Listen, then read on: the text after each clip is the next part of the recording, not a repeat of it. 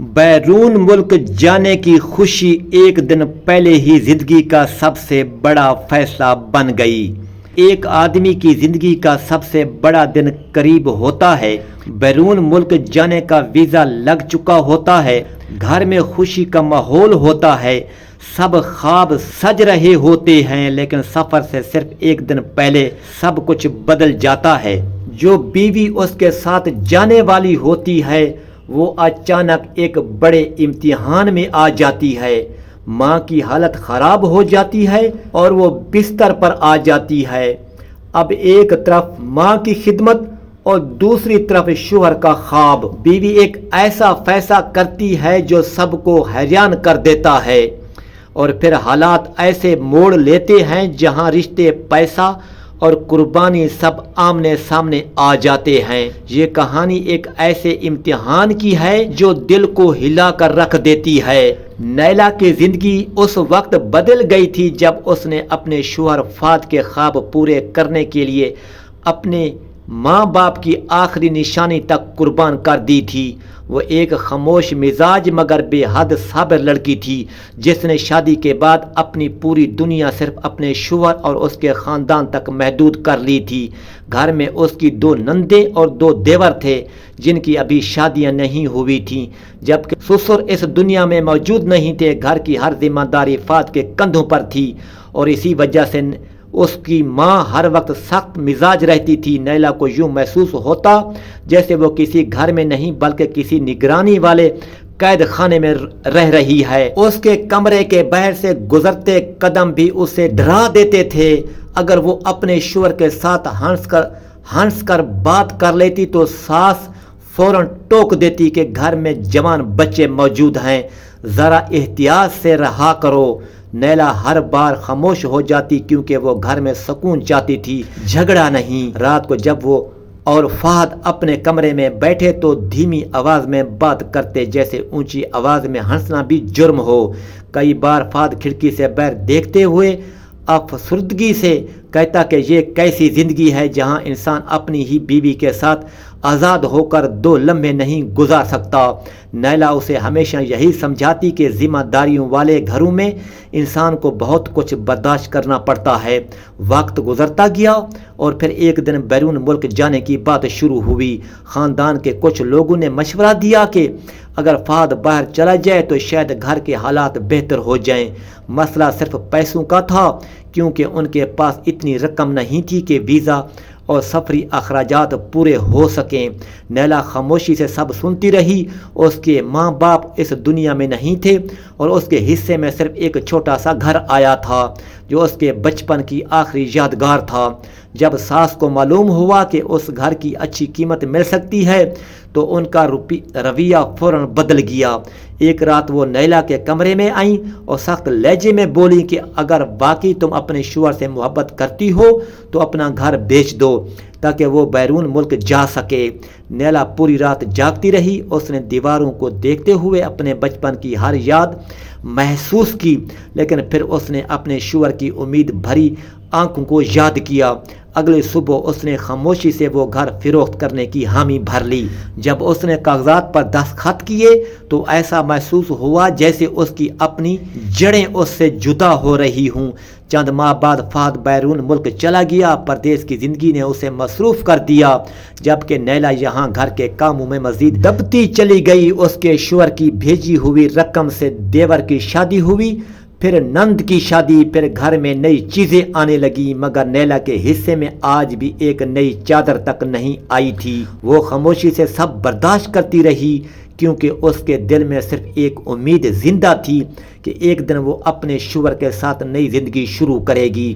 تقریباً 3 سال بعد وہ دن آ ہی گیا جب وہ فہد واپس آیا اور اس نے خوشی سے بتایا کہ اب ان دونوں کا ویزا لگ چکا ہے اور اگلے مہینے وہ ہمیشہ کے لیے بیرون ملک جا رہے ہیں۔ نیلا نے پہلی بار خود کو خوش قسمت محسوس کیا۔ اس نے اپنے کپڑے سمیٹنے شروع کیے، چھوٹی چھوٹی چیزوں کو دیکھ کر مسکرانے لگی اور راتوں کو جا کر آنے والی زندگی کے خواب دیکھنے لگی، مگر قسمت نے ابھی اس کے صبر کا آخری امتحان لینا باقی رکھا تھا۔ فلائٹ سے صرف ایک دن پہلے اچانک اس کی ساس کو شدید فالج ہو گیا۔ گھر میں چیخ و پکار مچ گئی۔ ڈاکٹر نے بتایا کہ اب انہیں مسلسل دیکھ بھال کی ضرورت ہوگی۔ یہ سنتے ہی سب بہن بھائی ایک دوسرے کی طرف دیکھنے لگے۔ کسی نے ذمہ داری لینے کی ہمت نہ کی۔ فہد سخت پریشانی میں تھا کیونکہ ٹکٹ، ویزا اور سارا مستقبل دو پر لگا ہوا تھا۔ کچھ دیر خاموش رہنے کے بعد اس نے دھیمی آواز میں کہا کہ شاید کسی فلاحی ادارے میں امی کو رکھ دینا بہتر ہوگا جہاں ان کی دیکھ بھال ہو سکے۔ نیلا نے جیسے ہی یہ جملہ سنا تو اس کے اندر سب کچھ لرز گیا۔ اس نے اپنی بے بس ساس کی طرف دیکھا جن کی آنکھوں میں خوف اور آنسو تیر رہے تھے۔ اس لمحے نیلا کے دل نے فیصلہ کر لیا کہ وہ ایک بے بس ماں کو اس حالت میں تنہا نہیں چھوڑ سکتی، چاہے اس کی اپنی زندگی کیوں نہ بدل جائے۔ نیلا نے جب صاف لفظوں میں یہ کہہ دیا کہ وہ اپنی بیمار ساس کو اس حالت میں چھوڑ کر بیرون ملک نہیں جائے گی تو گھر کا ماحول یکدم بدل گیا۔ فہد نے پہلے تو اسے خاموش نظروں سے دیکھا لیکن پھر اس کے چہرے پر غصہ نمایاں ہونے لگا۔ وہ بار بار یہی کہتا رہا کہ تم میری سالوں کی محنت برباد کر رہی ہو۔ میں نے اتنی مشکلوں کے بعد یہ موقع حاصل کیا ہے اور تم ایک بیمار عورت کی وجہ سے سب کچھ چھوڑ رہی ہو۔ نیلا کی آنکھوں میں آنسو تھے لیکن اس کی آواز میں عجیب سا سکون تھا۔ اس نے صرف اتنا کہا کہ ایک دن ہم بھی بوڑھے ہوں گے۔ اگر آج ہم اپنی ماں کو بے سہارا چھوڑ دیں گے تو کل ہمارے اپنے بچے بھی ہمیں اسی طرح چھوڑ دیں گے۔ فہد نے جھنجھلا کر سامان اٹھایا اور غصے میں گھر سے نکل گیا۔ اگلے دن وہ اکیلا ہی بیرون ملک روانہ ہو گیا جبکہ نیلا اپنی ساس کے سرہانے بیٹھی ان کے کانپتے ہاتھ دبا رہی تھی۔ اس دن کے بعد گھر کی رونق جیسے ختم ہو گئی۔ دونوں نندیں اپنی اپنی زندگیوں میں مصروف تھیں۔ دیور کبھی کبھار فون کر لیتے مگر کوئی واپس آ کر ماں کو سنبھالنے کے لیے تیار نہیں تھا۔ پورے گھر میں صرف دو عورتیں رہ گئی تھیں، ایک بیمار اور ایک بے بس۔ دوسری خاموش اور تھکی ہوئی نیلا کی زندگی اب مکمل طور پر خدمت میں بدل چکی تھی۔ وہ صبح فجر سے پہلے اٹھتی، ساس کو دوائی دیتی، انہیں صاف کرتی، کھانا بناتی، پھر ان کے کپڑے بدلتی۔ کئی بار رات کو ساس درد سے کڑھانے لگتی تو نیلا پوری رات جا کر ان کے سر پر ٹھنڈی پٹیاں رکھتی رہتی۔ اس کے اپنے ہاتھوں میں زخم پڑ گئے تھے لیکن اس نے کبھی شکایت نہیں کی۔ محلے کی عورتیں اکثر حیرت سے کہتی کہ آج کے زمانے میں کون بہو اس طرح خدمت کرتی ہے، مگر نیلا صرف خاموش مسکرا دیتی۔ وقت گزرتا گیا لیکن فہد کی طرف سے کوئی خاص خبر نہ آئی۔ شروع میں کبھی کبھار فون آ جاتا تھا مگر آہستہ آہستہ وہ بھی کم ہو گیا۔ پھر ایک دن کسی رشتہ دار نے آ کر دھیرے سے بتایا کہ فہد نے وہاں دوسری شادی کر لی ہے۔ یہ سن کر نیلا چند لمحے کے لیے ساخت رہ گئی۔ اس کے اندر جیسے سب کچھ ٹوٹ گیا لیکن اس نے اپنی ساس کے سامنے ایک آنسو بھی نہ بہنے دیا۔ اس رات وہ چھت پر جا کر بہت دیر تک روتی رہی۔ اسے محسوس ہو رہا تھا جیسے اس کی ساری قربانیاں بے معنی ہو گئی ہوں۔ اس نے اپنے شوہر کے لیے اپنا گھر قربان کیا، اپنی جوانی قربان کی، اپنے خواب قربان کیے مگر بدلے میں اسے تنہائی ملی۔ اگلی صبح جب وہ دوبارہ اپنی ساس کے کمرے میں گئی تو بوڑھی عورت کی آنکھوں میں عجیب سا درد تھا۔ شاید انہیں یہ سب معلوم ہو چکا تھا۔ وہ بول نہیں سکتی تھی لیکن ان کی آنکھوں سے مسلسل آنسو بہہ رہے تھے۔ نیلا نے ان کے ہاتھ پکڑ کر کہا کہ آپ فکر نہ کریں، میں کہیں نہیں جاؤں گی۔ اس دن پہلی بار ساس نے کانپتے ہاتھ سے اس کے سر پر ہاتھ رکھا اور آنکھوں ہی آنکھوں میں دعا دی۔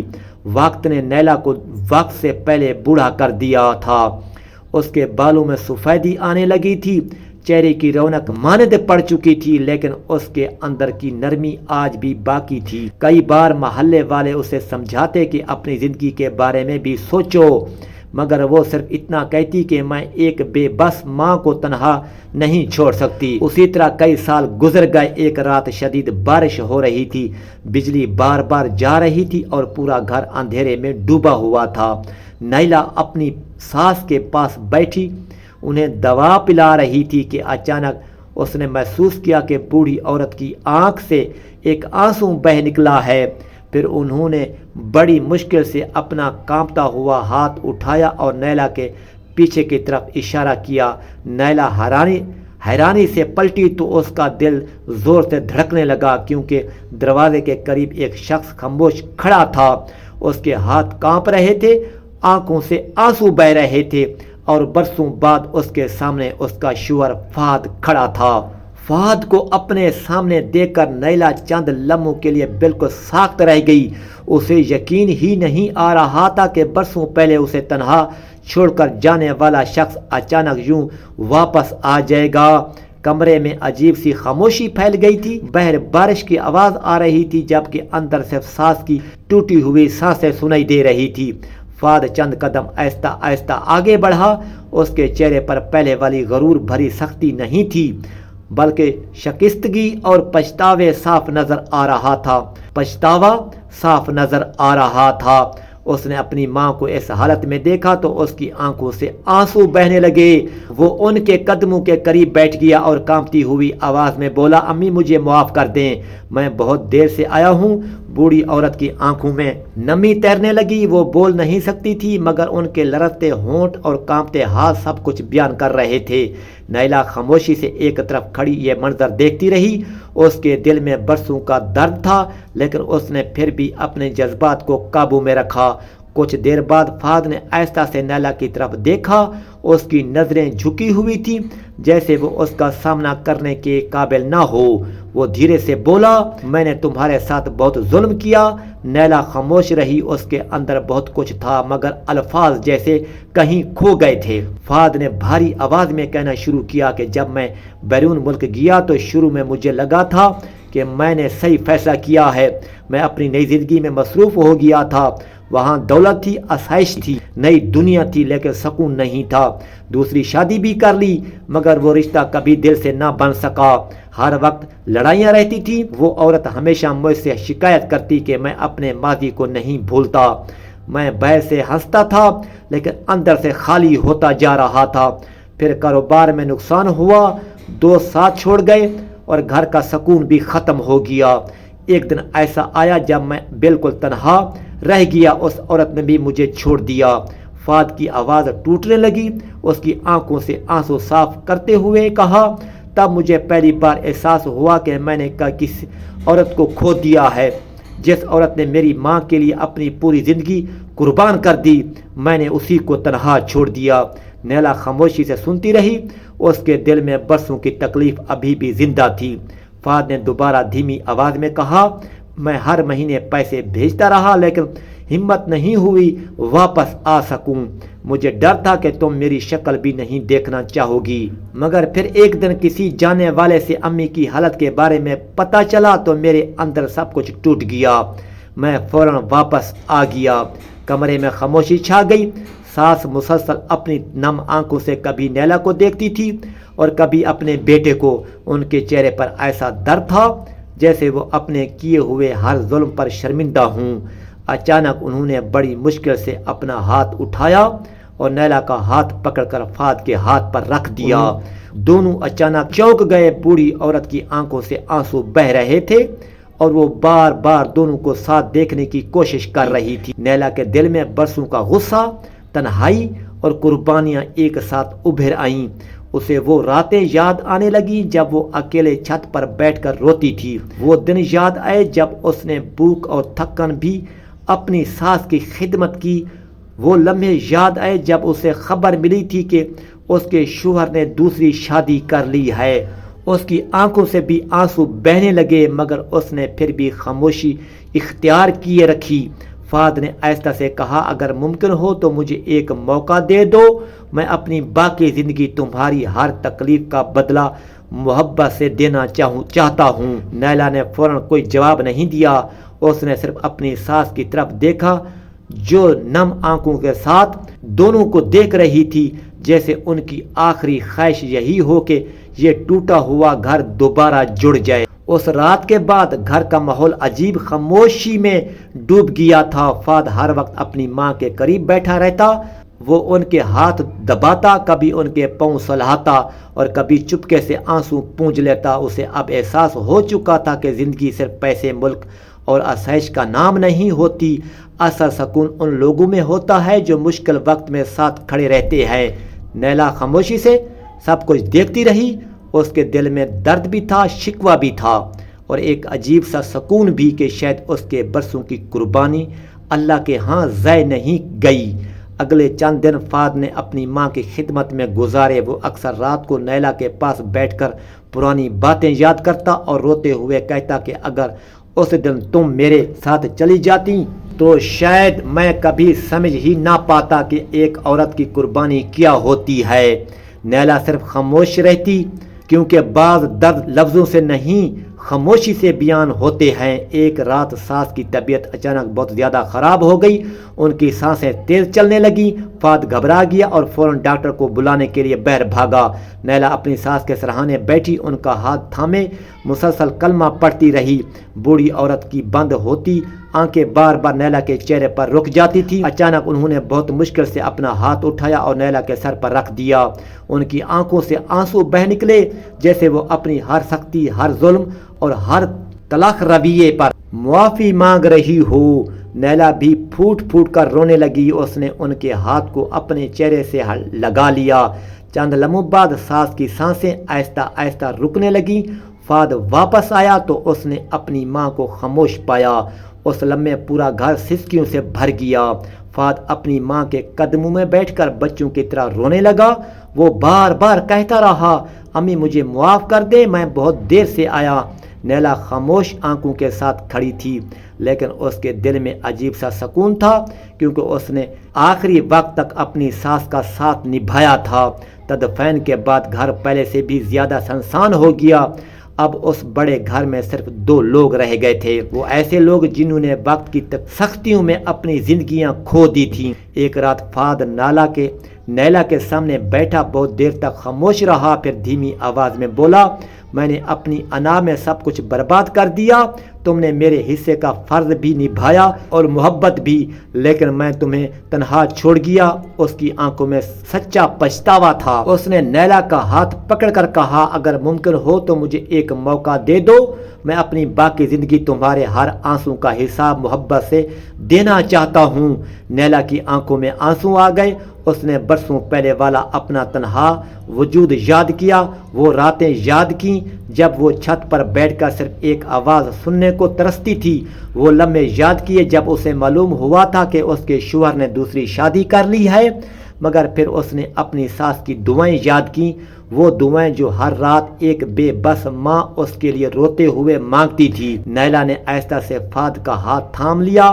اس لمحے دونوں کے درمیان برسوں کی دوریاں خاموشی سے پگھلنے لگیں۔ وقت نے آہستہ آہستہ زندگی کا رخ بدلنا شروع کر دیا۔ فہد نے دوبارہ کام سنبھالا، مگر اب اس کے اندر پہلے والا غرور نہیں تھا۔ وہ ہر وقت نیلا کا خیال رکھتا۔ کئی سالوں بعد پہلی بار نیلا نے خود کو صرف ایک بہو نہیں بلکہ ایک عزت پانے والی بیوی محسوس کیا۔ پھر ایک دن اللہ نے ان کی زندگی میں وہ خوشی بھیج دی جس کی امید دونوں تقریباً چھوڑ چکے تھے۔